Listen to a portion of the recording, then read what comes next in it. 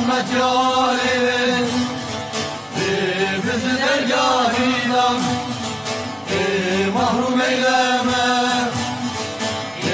Pirim hünkâr hacı, Bektaş-ı Veli, bizi dergâhinden mahrum eyleme.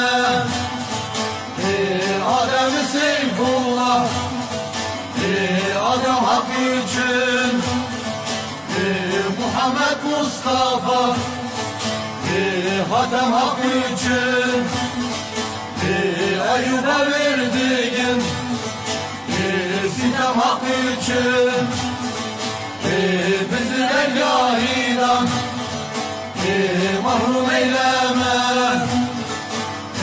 Hasan'ın aşkına kılarım zarı, Şah Hüseyin dini bizim serveri, alemin carısın Cenab-ı Bari, bizi dergâhinden mahrum eyleme. Zeynep'in canına kıldılar ceza, Muhammed Bakır'dır sırrı mürteza. İmam Cafer Kazım, Musa-i Rıza, bizi dergâhinden mahrum eyleme. Muhammed'in mülkü dinarın hakkı, kalkın hakkı askeri Er-Rahman'ındır. Severem Mehdi'yi, niyazım vardır. Bizi dergâhinden mahrum eyleme.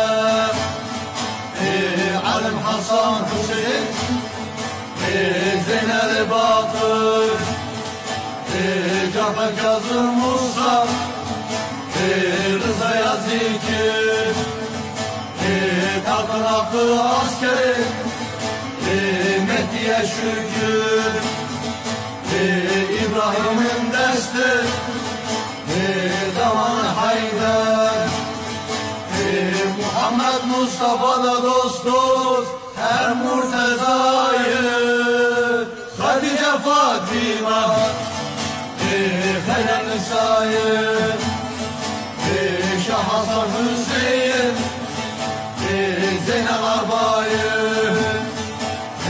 Bakır Cafer Kazım, Musa Rıza'yı, kalkın hakkı askeri, Mehdi Riva'yı, Ondur Masume'yi, Pir-i Sefa'yı,